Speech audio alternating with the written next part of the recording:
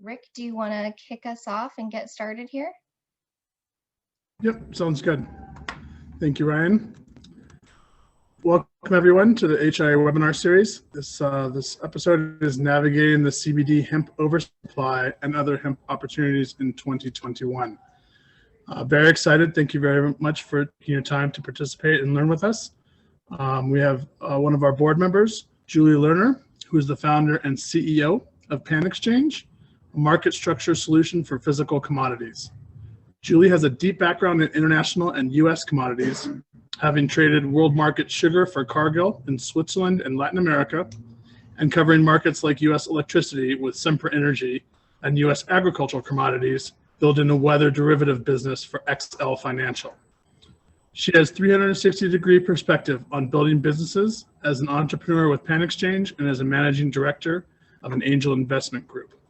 We're very excited to have her share her knowledge and what she's done in the past few months. Julie, we'll hand it off to you. Thank you so much, Rick, and thanks HIA for providing the venue for this really important topic today. I first want to just, let me blow this up full screen for you. First, I want to do, let's go back, preview. Just a quick overview of what PanXchange does. So as Rick mentioned, we're a market structure solution for physicals. That's centered around our institutional grade trading platform for growers, processors, trade houses, and end users in certain cases. Everyone who touches that physical product, getting it from out of the ground and to the processor. And I designed the system with my background in commodities, just the inefficiency and lunacy of shooting in the dark, trying to figure out where the supply is, where the price is, where the real firm prices are. So the company is based around that trading platform. And what comes out of that, simply matching buyers and sellers, is juicy, objective pricing data. We don't like to call ourselves a price reporting agency. We're a price discovery platform because the only people that submit prices to us are these stakeholders on the physical supply chain. No brokers, no industry analysts, and it's trade back data as well. So it's the most objective that you can get, any bid or offer or trade on our platform. So that's where our benchmark prices come from. And if you have any further questions on how we get to that, please let me or my team know on that. As I had mentioned, I'm really grateful for HIA, for Rick and the board to help us put this on, because we've got some important information that we need to get out about this oversupply. So a couple months back, we issued our second annual State of the Industry report. In 2019, we were terrified to do this. We were the first to actually talk about how much was grown and how much by quantity was demanded. There's a tail wagging the dog problem in this industry because the only numbers we have on the demand side are retail shelf prices, which is grossly distorted because of, you would never quote the wheat market in terms of bags of flour in the supermarket. So why are we quoting the CBD market, the agricultural side of this market, and retail shelf prices? So we broke it down. We were as nervous this year as we were last year, just due to the conclusions we got to. And the punchline here is that a little bit goes in a very, very long way. And let's get into some hard numbers about that. So total production was down by more than half to 103,000 acres for hemp. And now, to be clear, again, the rest of these slides are all about the CBD market only. It's not about smokable flower. So even though we're down by over half, we've still got some problems. So Brightfield, to their credit, last year were the first to market with some kind of parameter as to how big the CBD market can get. They came out again this year, didn't revise it down very much at all. So they are the most ambitious of forecasts out there. And they're claiming that the consumer packaged goods side of this market would get to $4.7 billion in 2020. Even if we were to use this most optimistic forecast, if we back it down to extracted value and an average of 1,500 milligrams per tincture, and we've got all the math in our December report on this, but it means that we would only need less than 3,000 acres for the entire CBD market in the US. I mean, that's shocking. You're talking 103,000 acres, but we only need 3,000 of that. That's one supplier.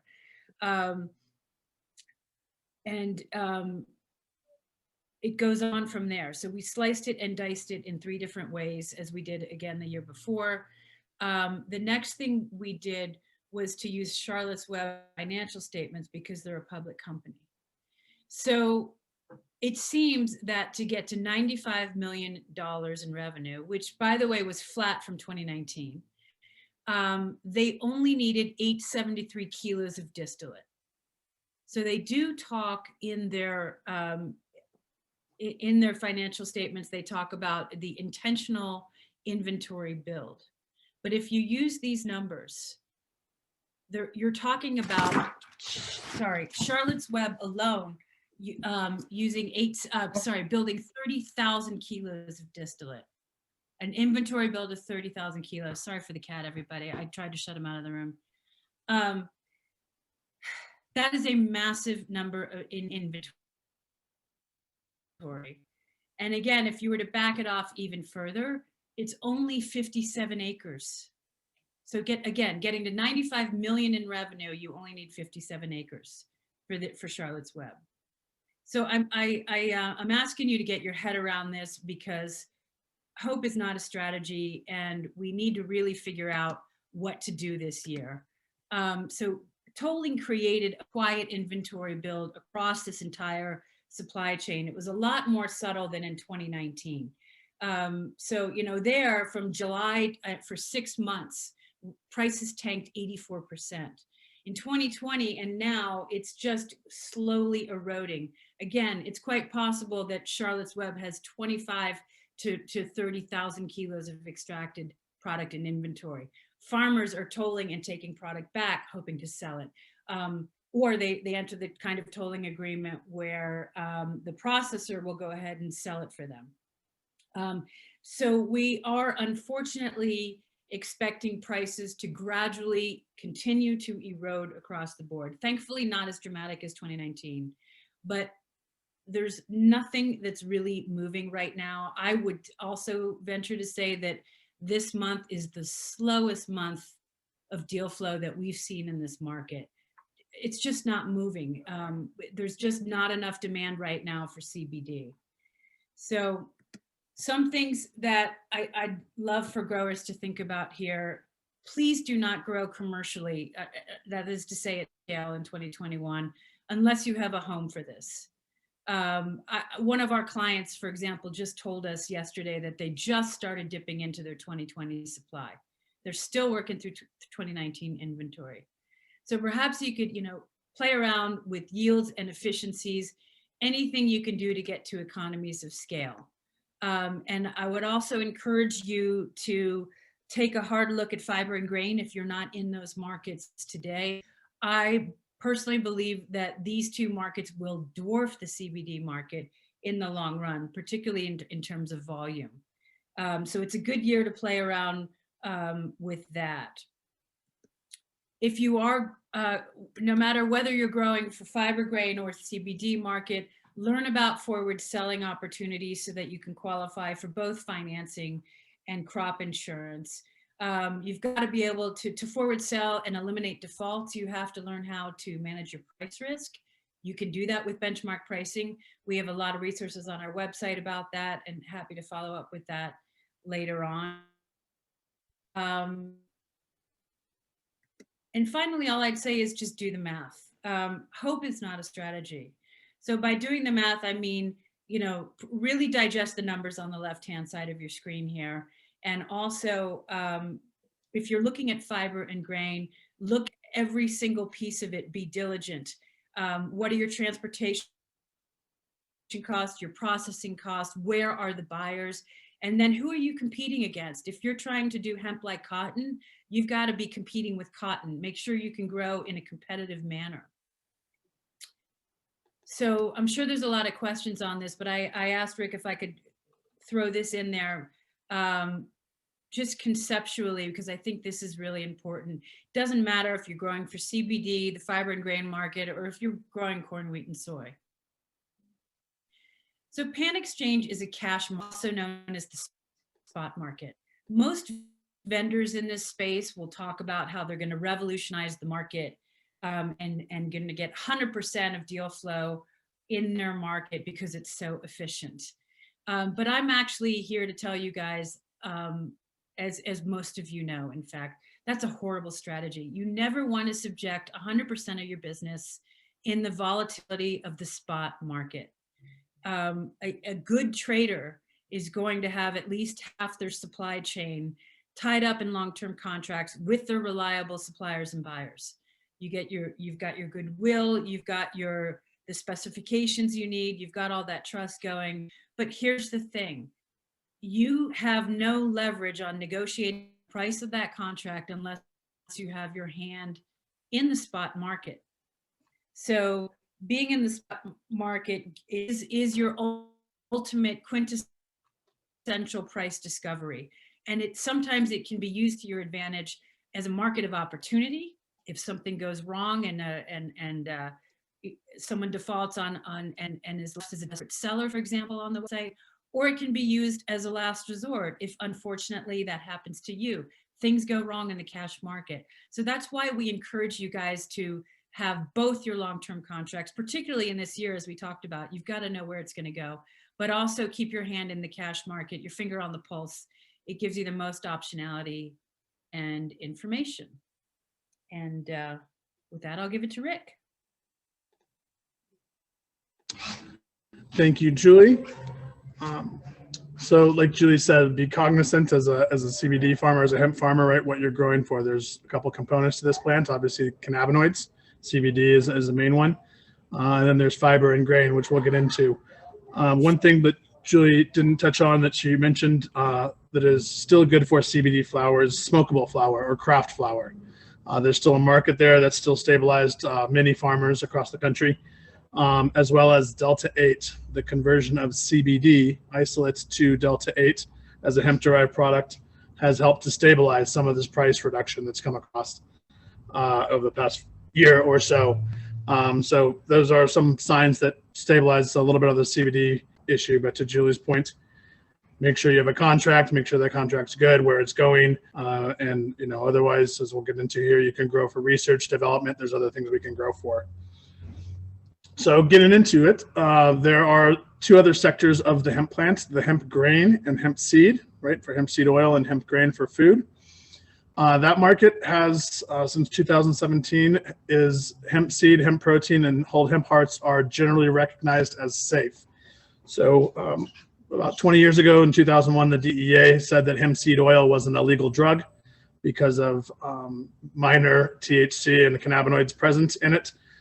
In the hemp seed oil, the HIA has sued the DEA, and then finally in 2017 got the hemp seed oil in a status so it could be GRAS status, which means generally recognized as safe. So there's an infrastructure that is in place and is growing domestically for hemp seed. It has mainly been coming from Canada. A lot of the major manufacturers since the mid-90s have been from Canada. So there are international markets that are growing. There was a big run in 2017 on hemp seed in Korea, specifically because of Fukushima and the toxification of fish oil. The Koreans turned to hemp seed oil for their omegas, and there was a big run on late 2017 on hemp seed oil for Korea. Also, new product development. There's hemp seed, there's hemp isolate that's coming out that's tasteless and flavorless. That's going to be used in plant-based proteins and vegan type food formulations. It's already being created now, and that market is going to continue to grow.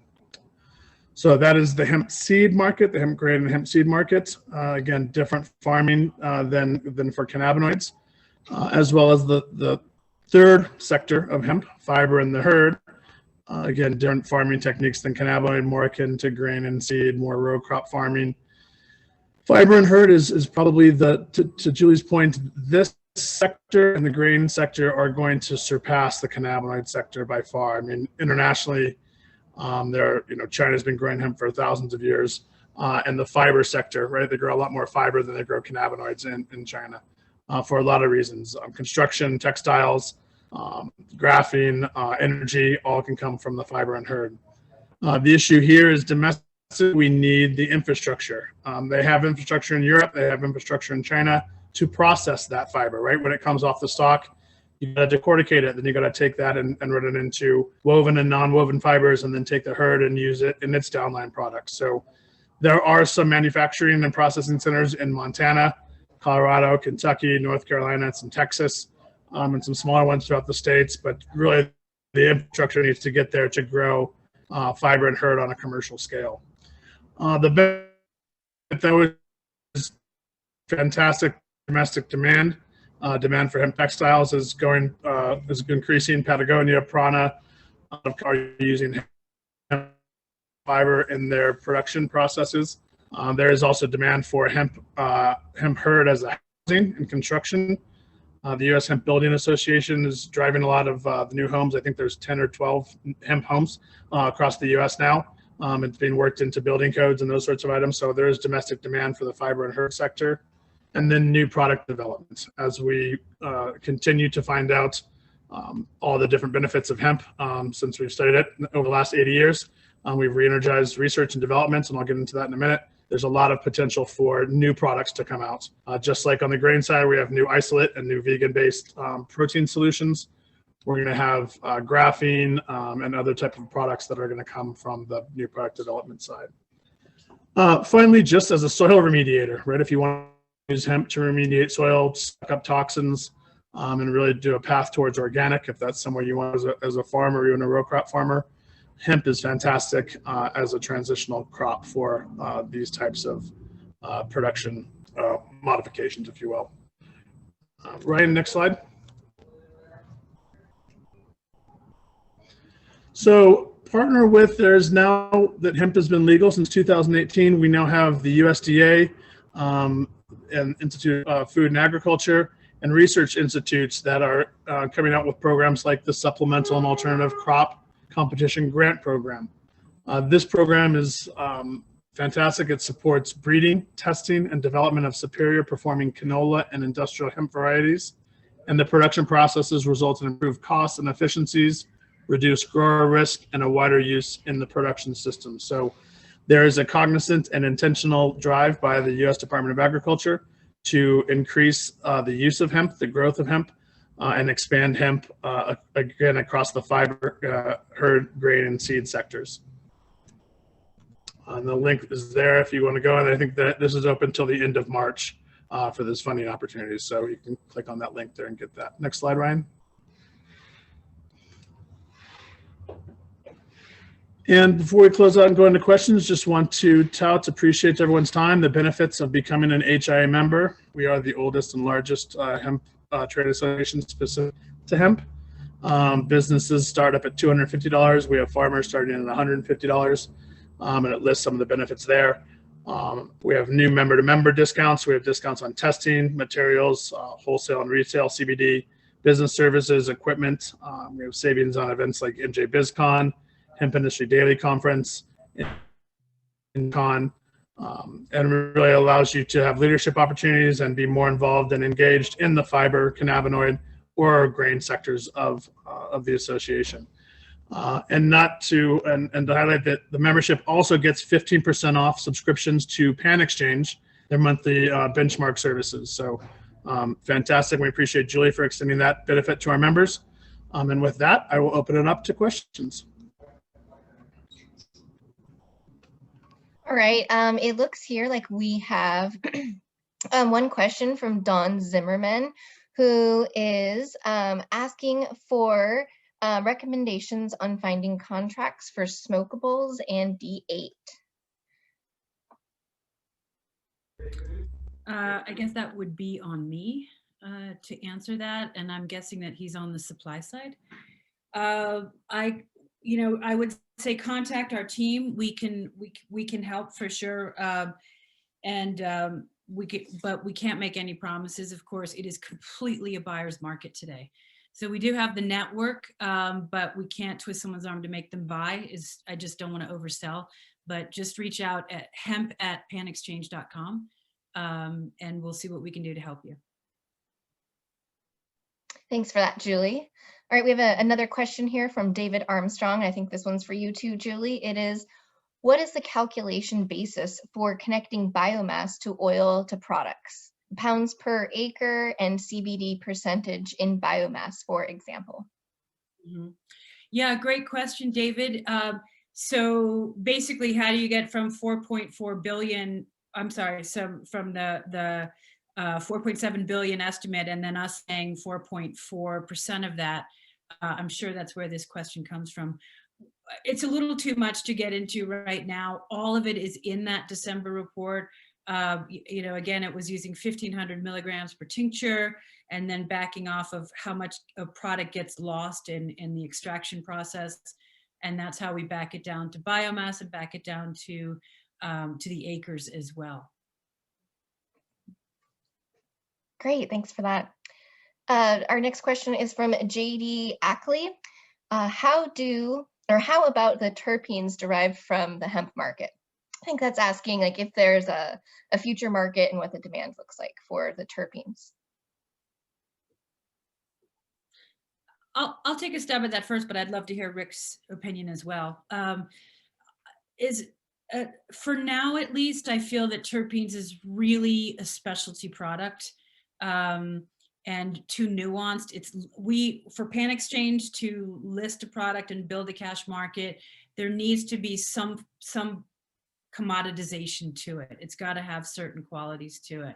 So as an example too, that's why we're not benchmarking smokable flower.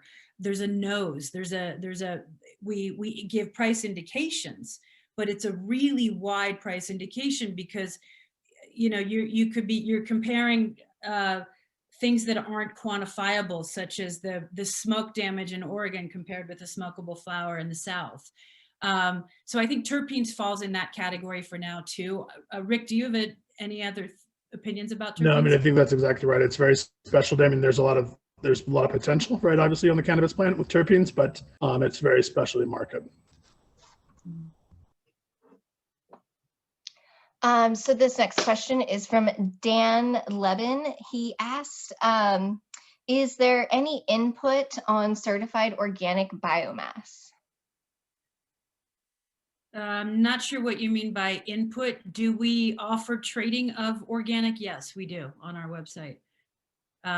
If you're asking me to quantify what percent is organic, I don't have that number for you. Small. I mean, if we're already small at 3,000 acres, it's small, but obviously at a premium. So, So our next question's from Mark Privatera.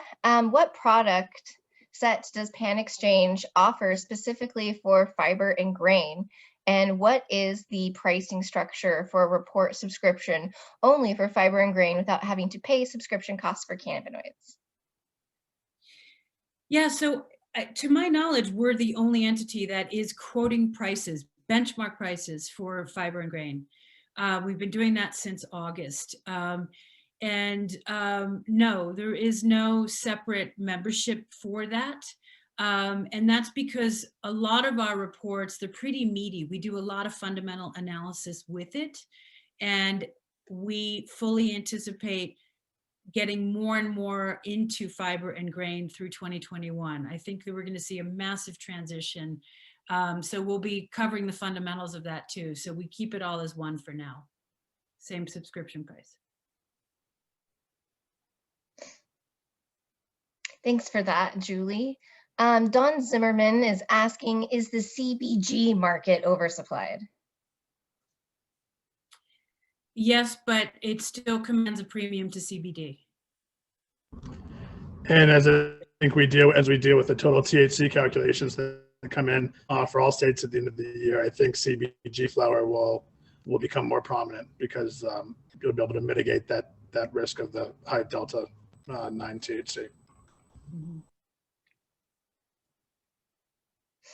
So our next question's from Todd Runstead. He is asking, so when folks are diversifying into fiber and seed oil, will the seeds they're using for CBD get them to these other applications? So hey Todd, no, the answer is you'll need. There are some cultivars like New West Genetics that has grain and cannabinoids, right? It's a dual cultivar. But typically you have a CBD, or you're growing for fiber, or you're growing for grain. You could dual crop it. There's talk of a tri-crop, the unicorn tri-crop out there, but typically it'll be a different grain, a different cultivar for fiber and grain, and a different cultivar for cannabinoid production. Our next question, Rick, can you say more about the flavorless protein isolate? Is it still in R&D, or is this commercially available? So it is, I believe it is commercially available. It is coming through from a domestic producer. I don't know if I can mention their name out, but it's been in R&D for the last year or so, and I believe it is fully out into production. So I think if you Google isolate hemp protein or flavorless hemp protein, you should be able to find the manufacturer. So they're domestic, they're fantastic, and they've been at it for almost half a decade. So it's a really, really cool product. Great info on the protein there. David Armstrong is asking, where are you seeing demand pull? Is it in the CPG market? Is it online e-com? Is it regional small independent retailers? I think over the past year, and most of it's been driven by online retail for obvious reasons. But whether the brick and mortar will come back to full effect of pre-COVID or not, I think is to be determined. But a lot of it's being driven, at least in my view, Julie, I'd love to see your perspective, but a lot of it's being driven by the online retailers. Yeah, that's interesting. I don't think that it's been sporadic, and I don't think there's enough to talk about a trend in where the buying's coming from. I think another hard reality that we need to look at is the competition with marijuana. And of course, there's like the brick and mortar aspect of the pandemic and what's essential and not essential. But marijuana sales were up during COVID, and it does not seem that CBD sales went up proportionally as well. So it's a competition there.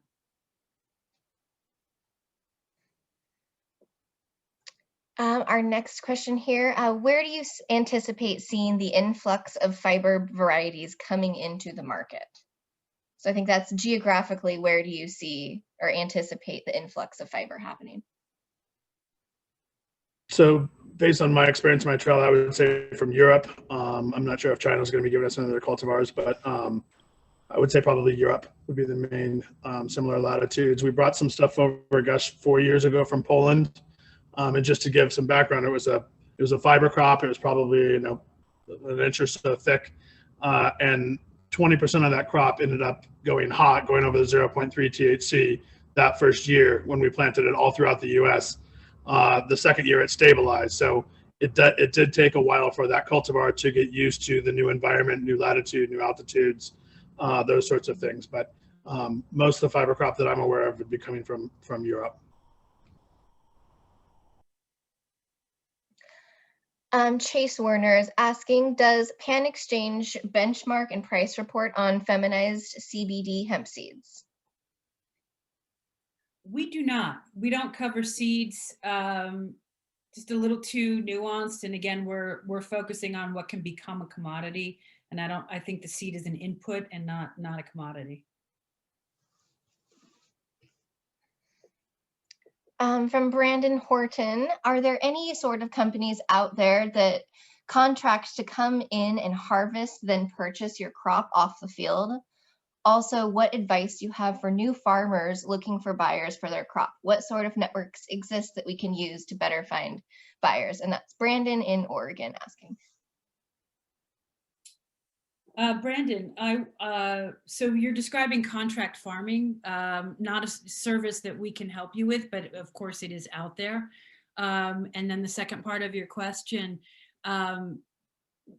where to find buyers? It sounds like you have already planted or you're planning on planting. It's a risk this year if you're planting for CBD alone. So you can come to the PanXchange market. But again, the buying side of this market, the buyers are few and far between. We have an enormous amount of 2020 oversupply. So happy to talk to you, circle back to our team later on. But again, I'm just not going to oversell the demand out there for the product in 2021. Brandon's followed up with that with, what do you think will be the biggest potential markets for hemp in the next 5 years to get into? Is it going to be the fiber? Is it going to be focused on the seed for the vegan protein? Again, I'd love Rick's opinion. For me, I'd say fiber by volume and then grain. Rick, what's your answer? Yeah, I think that the beauty there is you can grow a fiber crop and you can put it into, literally 10, 20,000 different products, and grain can go into quite a few different products as well, right? And as people move towards more health and more plant-based, those markets are only going to increase. Those consumer markets are only going to increase, right? So I'm with Julie. The farmers will need to rise to the occasion.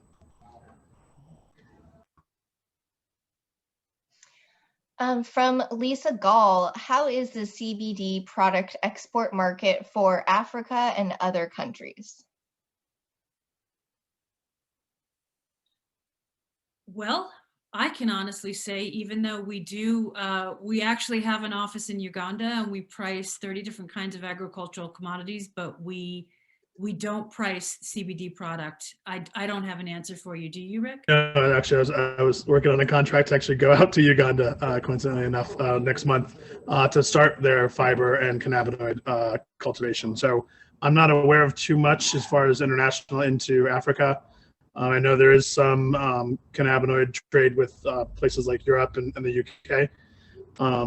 But I'm not, and then I don't know. I think we're bringing it in from Latin America, but I don't think we're selling much as far as cannabinoids into international markets other than Europe. Thanks for that, Rick. Angela Conrad is asking, I think cannabis can be descheduled federally with the Dems in office. What do you see happening in the market for hemp when that happens? From my perspective, as I hinted at, with the COVID situation, it does appear that marijuana is competing with CBD products for market share. I personally, I don't know if we can really get to a federally legal market, as in specifically interstate commerce. I know that there's going to be a few holdbacks there. It doesn't bode well for CBD is all I can say, Angela. Sorry, I don't have anything more specific on that. Yeah, so I think unless we can figure a way, so first of all, that's going to have zero impact on the fiber and the grain market, right? So those will continue to increase, and those, and we expect acreage of those to increase, right, over the next few years.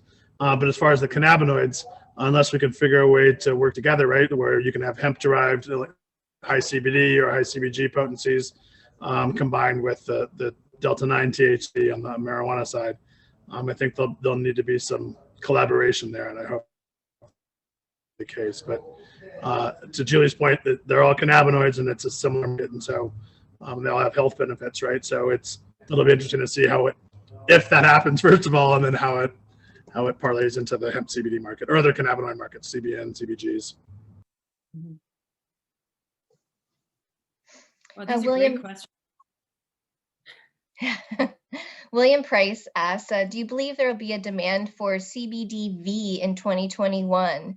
And do you have any sense of consumer education happening for CBG? I don't. I don't have anything of interest to come. Sorry, I don't have a good opinion on that one. No, I'm not seeing anything new on CBG or CBDV. But I think you raised a good point. Was it William? That there are a lot of cannabinoids, over 100 cannabinoids on this plant, right? And so, finding out the benefits of CBD, CBDV, THC, THCP, Delta 8, Delta 9. These are all something that research and we're highlighting, as of the last 10 years or less. So, lots of potential. And again, the benefit is they're all hemp derived, so it is all federally legal under the 2018 Farm Bill. As long as you're 0.3% Delta 9 or below. So we got a lot of potential in front of us and a lot of options. But as far as the market, I know CBDA was the big craze 2 years ago, and I think that market's truly starting to develop and take hold. But it's exciting with all the new cannabinoids and all the new minor cannabinoids, how we're going to be able to apply them in our health and consumer lives. Tyler Mark asks, so do you think the new performance testing at the state level will allow some of the higher yielding Southeast Asian varieties for fiber come to research programs and allow breeders to work on lowering THC while increasing yields above the European varieties? That seems like a loaded question. So yes, I think is the answer. In all seriousness, I think the excitement is we haven't had a fiber crop here for a while, so there's a lot of opportunity to bring in crops and cultivars from all over the world and help them acclimate here. And we have great cultivators, great agronomists here in the States, and so yes, I would love to have Southeast Asian fiber crop compete with the European fiber crop we have, and maybe crossbreed and have a whole separate fiber crop. So lots of excitement on all sides, particularly for the fiber and grain, because we're essentially reintroducing it back into the States. Carrie Anderson asks, are the seed or genetics coming from Canada for grain production or also from Europe? Rick, you want that one, or I think it's both. Yeah, go ahead, Julie. I don't have a lot on that. Again, we focus on the commoditized crop on the other side, but I think the answer is both. Do you agree, Rick? Yep, exactly. Both is what we're seeing.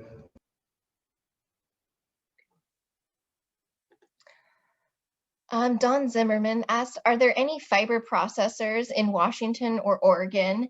And who's processing hemp for soil amendments? Are you guys aware of any of those processors out there in Washington, Oregon, Pacific Northwest for fiber?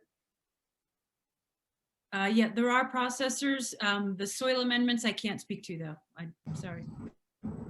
Yeah, I'm not aware of the processors on the soil amendment side either. David Armstrong asks, any recommended sources for independent studies on the efficacy of CBD products or validated health impacts?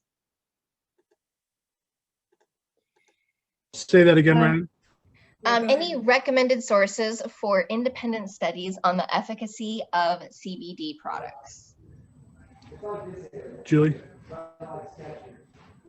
I'm not looking at that specifically, but I think we have a long way to go on it. I would even just say as a consumer, I would really love to see a lot more studies with regard to which cannabinoid works best for which ailment.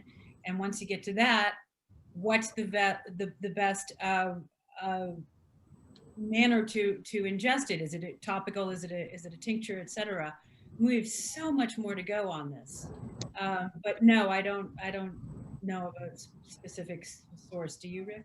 I know we have one of our HIA members, Valid Care, is doing studies on efficacy, right? FDA self-reporting studies on CBD uptake and bioavailability of CBD for pets as well. They're looking at launching a pet research program as well. But I'm not aware of any others that show specifically research on the efficacy. All right, well, we've gotten through 27 questions. So thank you all attendees for asking all those questions and kind of sharing your insight with us, with our panelists. Thank you, everyone. Appreciate your time.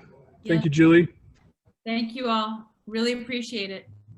To learn more about the Hemp Industries Association and to become a member, go to www.thehia.org.